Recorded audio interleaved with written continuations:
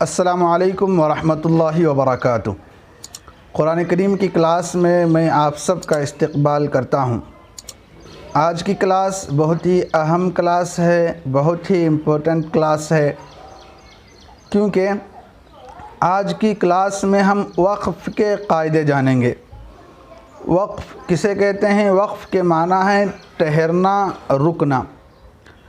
ज़ाहिर सी बात है कि कोई बंदा कलामुल्लाह की तिलावत करता है, एक ही सांस में पूरी सूरत तो नहीं पढ़ता ना, एक ही सांस में पूरा पारा तो नहीं पढ़ता ना, या एक ही सांस में पूरा सफ़ा तो नहीं पढ़ता, बल्कि रुकता है बीच में। रुकने को ही वक़्फ़ कहते हैं, रुकने को ही वक़्फ़ कहते हैं। वक़्फ़ के माना है ठहरना, यानी आयत पर ठहरो या आयत के बीच में ठहरो। तो ठहरना ये इंसान की एक मजबूरी है, यानी जितनी बंदे की सांस होगी उतना ही पड़ेगा, या फिर आयत पर आकर तो रुकना ही पड़ेगा। रुकने के भी कायदे कुरान करीम में मौजूद हैं कि भाई आप रुक रहे हैं तो आप अपने चाहत के मुताबिक नहीं रुक सकते, अपनी मर्ज़ी के मुताबिक नहीं रुक सकते, बल्कि रुकने के भी फार्मूले हैं कि जब आप आयत के आखिर में रुकेंगे तो किस तरह रुकेंगे, क्या तरीक़ा होगा।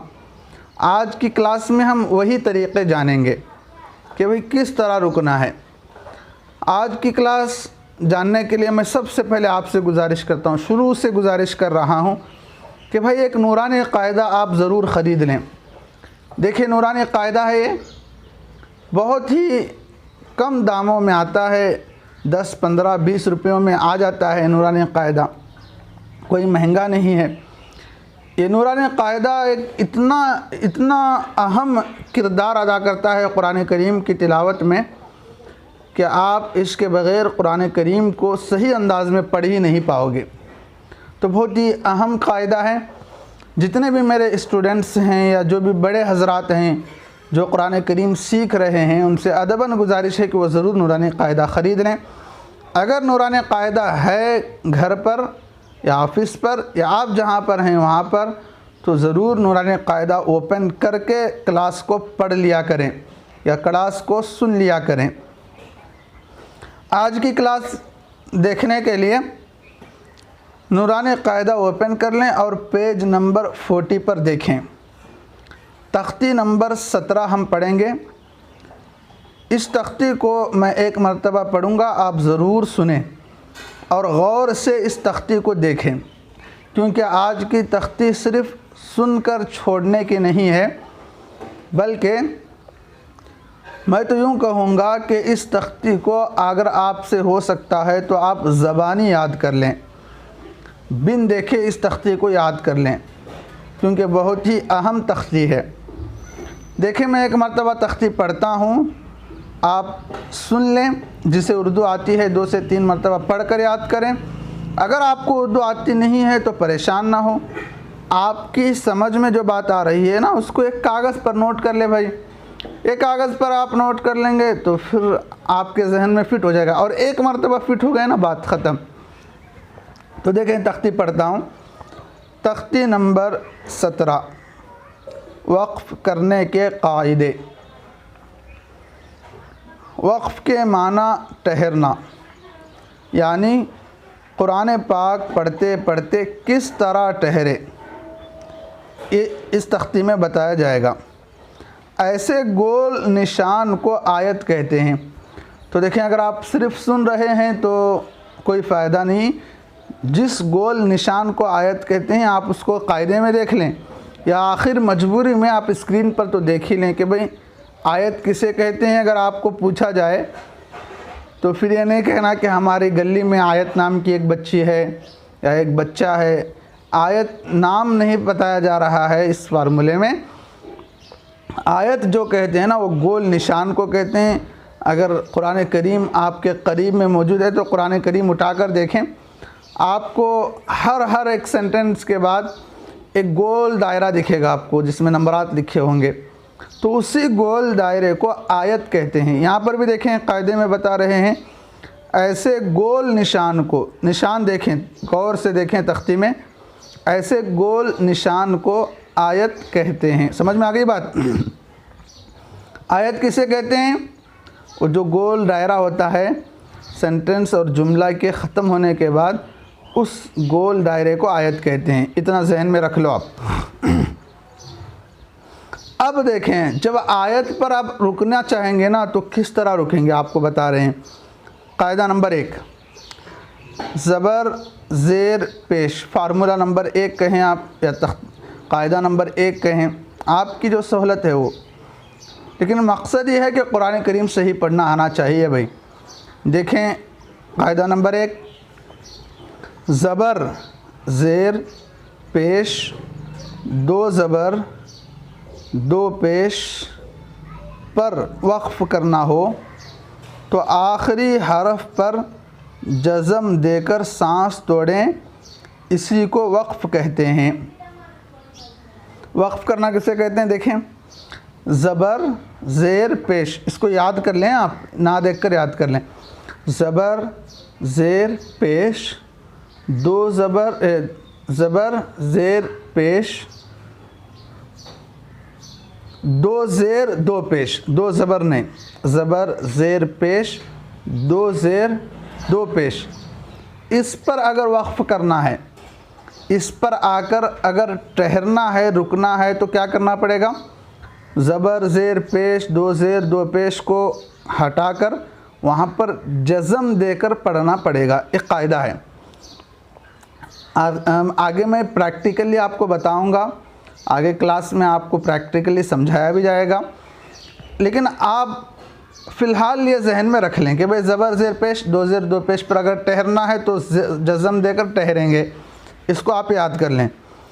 आगे का कायदा देखें, कायदा नंबर 2, 2 ज़बर पर वक्फ़ करना हो तो 1 ज़बर के साथ अलिफ पढ़ा जाता है, जैसे अहदन से अहदा। समझ में आ रही बात? 2 ज़बर पर अगर वक्फ़ करना है, वक्फ़ के माना ठहरना है, तो 1 ज़बर के साथ अलिफ पढ़ा जाता है, जैसे अहदन है। देखें कायदे में, देखें अहदन, हमज़ा ज़बर अ, हा ज़बर ह, अह, दाल 2 ज़बर दन, अहदन।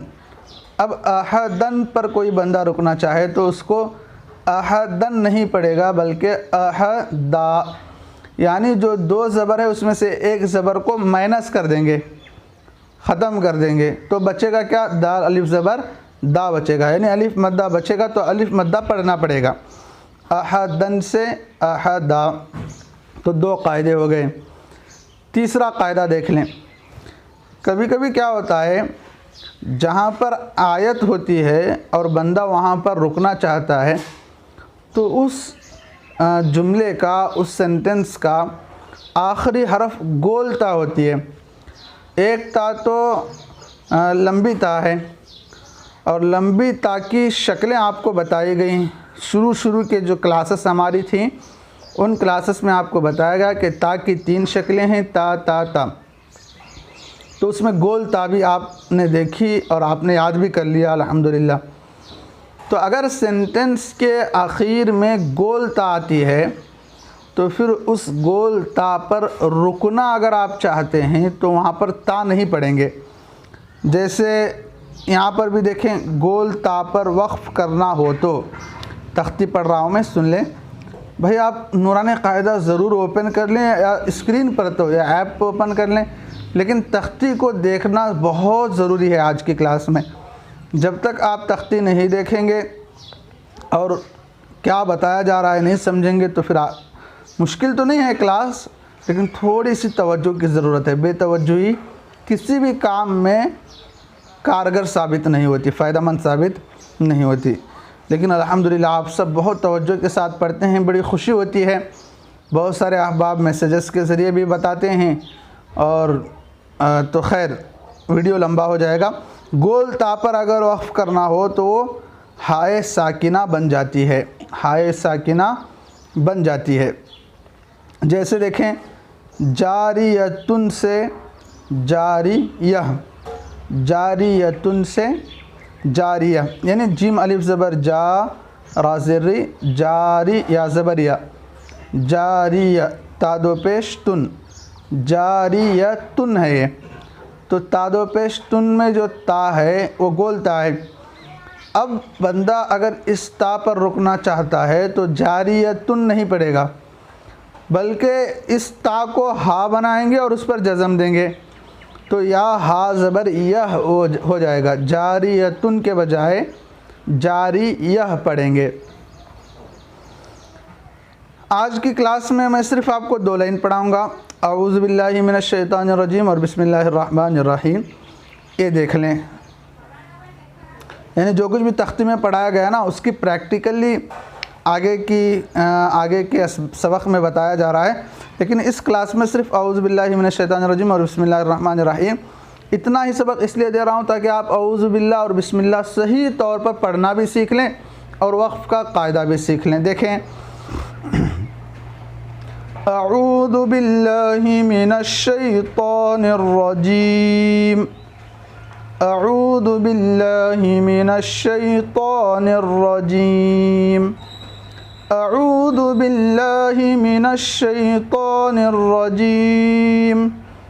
इसके हिज्जे करता हूँ, देखें, हमज़ा ज़बर अ, आइन वाव पेश ऊ, अऊ, ज़ाल पेश ज़ू, अऊदु, बा लाम ज़ेर बिल, लाम खड़ा ज़बर ला, बिल्ला। करीब में आपको एक फार्मूला बताया गया कि लफ्ज़ अल्लाह के लाम को कब पुर पढ़ना है और कब बारीक पढ़ना है। अगर लफ्ज़ अल्लाह के लाम से पहले ज़ेर हो तो बारीक पढ़ना है, तो बिल्ला, बिल्ला लाम है, बिल्लाह, बिल्लाह, इस तरह कोई मोटा करके नहीं पढ़ेगा। अऊज़ु बिल्लाह हाज़िर ही, अऊज़ु बिल्लाहि, मीम ज़ेर मी, नून शीन ज़बर नश, मिनश, शीन या ज़बर शई, मिनश शई। यहाँ पर भी देखें, मैं इसलिए बता रहा हूँ ताकि लास्ट क्लासेस के फार्मूले आपके जहन में बैठ जाएं। यहाँ पर क्या हो रहा है, नून और शीन के बीच में अलिफ़ और लाम है, अलिफ़ और लाम दोनों को छोड़ दिया जाएगा, नहीं पढ़ा जाएगा। हुरूफ़ क़मरी और हुरूफ़ शमसी, ये क्लास तख्ती नंबर 15 में गुज़र चुकी है, लेकिन उसको समझने के लिए आसान तरीक़ा मैंने ये बताया था कि अगर अलिफ़ लाम किसी लफ्ज़ के शुरू में आ रहे हैं, अगर लाम पर जज़म है तो लाम को पढ़ा जाएगा, सिर्फ़ अलिफ़ को छोड़ा जाएगा। अगर लाम पर जज़म नहीं है तो फिर अलिफ़ और लाम दोनों को छोड़ेंगे, आगे जिस हरफ पर तशदीद है डायरेक्टली उस हरफ को पढ़ेंगे।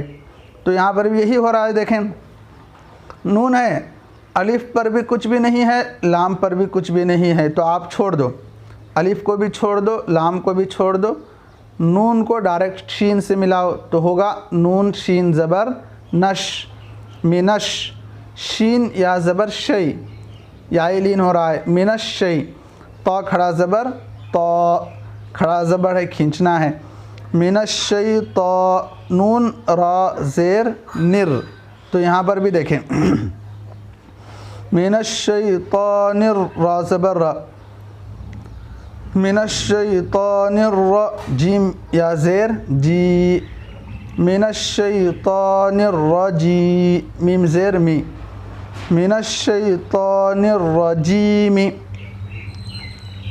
तो ये जो पूरा जुमला है ये बनेगा अऊज़ु बिल्लाहि मिनश शैतानिर रजीमी, अऊज़ु बिल्लाहि मिनश शैतानिर रजीमी। मी बन रहा है ना। आज का फार्मूला समझाता हूँ। देखें, अब जो मिनश शैतानिर रजीमी के आखिर में जो गोल दायरा दिख रहा है आपको, इस गोल दायरे को क्या कहते हैं? आयत कहते हैं। इस गोल दायरे को क्या कहते हैं? आयत कहते हैं। ये फिट कर लें जहन में।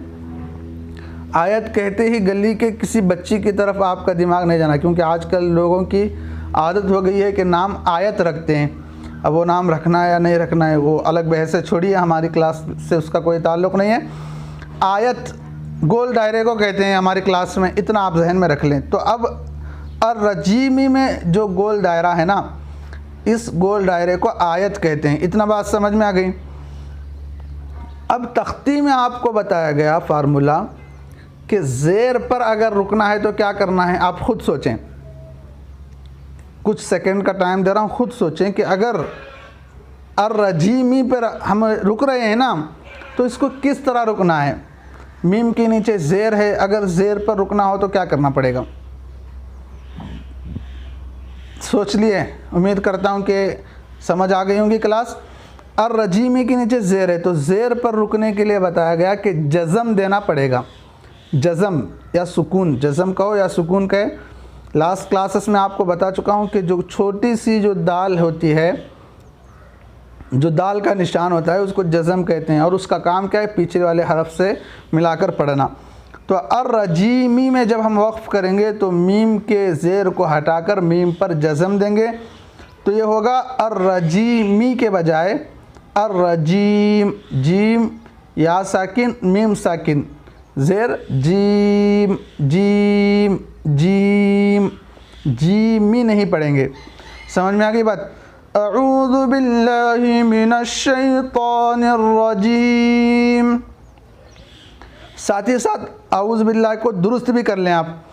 अऊज़ु बिल्लाहि मिनश्शैतानिर रजीम, अऊज़ु बिल्लाहि मिनश्शैतानिर रजीम, अऊज़ु बिल्लाहि मिनश्शैतानिर रजीम।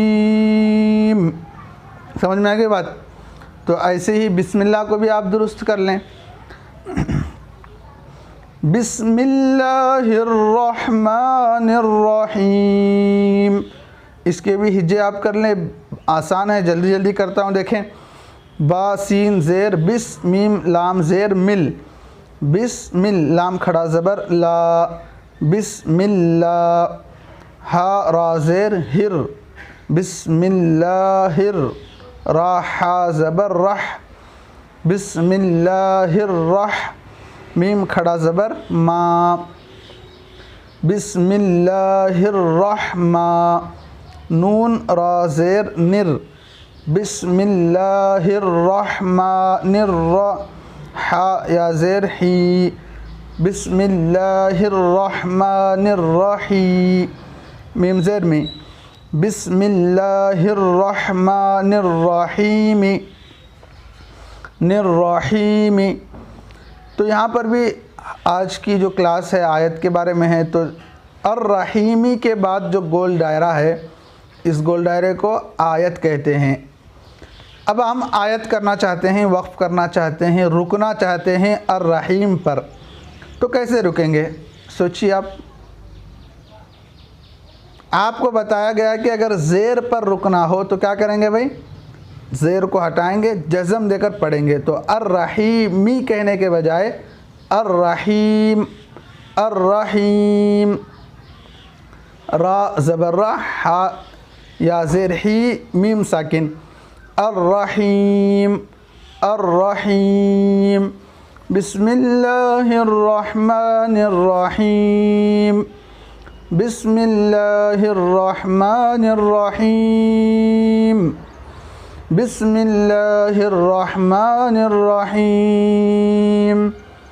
तो आप आज की जो तख्ती है इसको अच्छी तरह से जहन में बिठा लें, इसको याद कर लें। उर्दू आता है तो पढ़कर याद कर लें, नहीं आता है तो एक कागज़ पर जो आपको बताया गया उसको नोट करके याद कर लें, लेकिन याद ज़रूर कर लें, क्योंकि पूरे कुरान करीम में आपको आयत करना ही पड़ेगा, वक्फ़ करना ही पड़ेगा। उसका जो कायदा है, जो फार्मूला है, उसे अप्लाई करना ही पड़ेगा। उम्मीद करता हूँ कि आज की क्लास आपको समझ आ गई होंगी। इंशाअल्लाह अगली क्लास में जो 5 लाइन इस तख्ती के बाकी हैं, उन 5 लाइनों को भी कंप्लीट कर दिया जाएगा। दुआओं की गुजारिश है। अस्सलामु अलैकुम व रहमतुल्लाहि व बरकातुहू।